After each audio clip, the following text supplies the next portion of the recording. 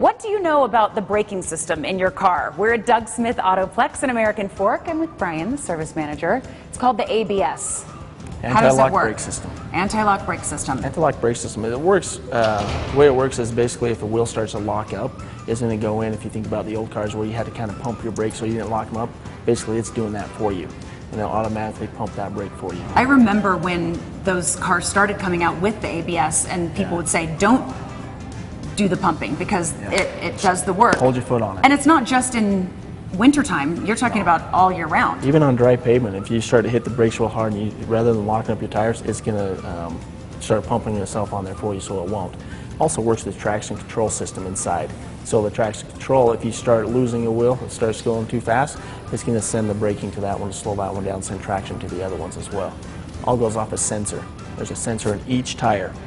Or not each tire, but each wheel, there's going to be a sensor that registers how fast that's going. It's called the ABS wheel speed sensor. So if something goes wrong with my braking system, how would I know? Correct. If it's something starting to go wrong, you're going to get a warning light. It's going to come on. It's going to say ABS light's going to illuminate. Typically, you're going to have multiple lights. That one's going to come on. You can have a traction control light come on. Depending on the vehicle, you may have what they call ESP, electronic stability control. Sometimes there's a little car with a little squiggly icon on it.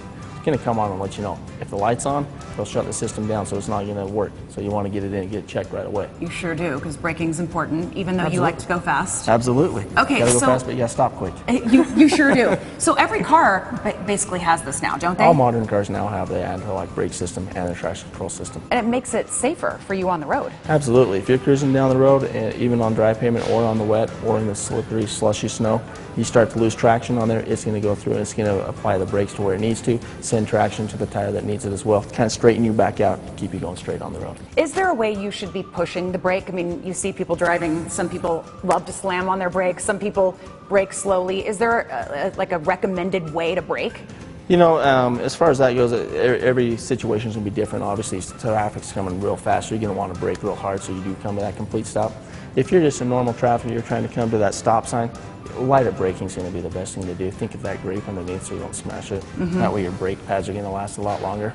That's right. Okay, and you're checking my brake pads when I bring it in, so you tell me when I need new ones. Absolutely. We're going to do an inspection on that brake pad every time you come in. It's part of our multi-point inspection, no matter if you're coming in for an oil change or to have something diagnosed on a vehicle. Well, it's good to know that they're in all the cars now, because I know before it was you better pump, you better make it happen, and now it just does the work for you. Correct. Okay, very good. Thank you so much, Brian. We'll be right back. Hey, Doug.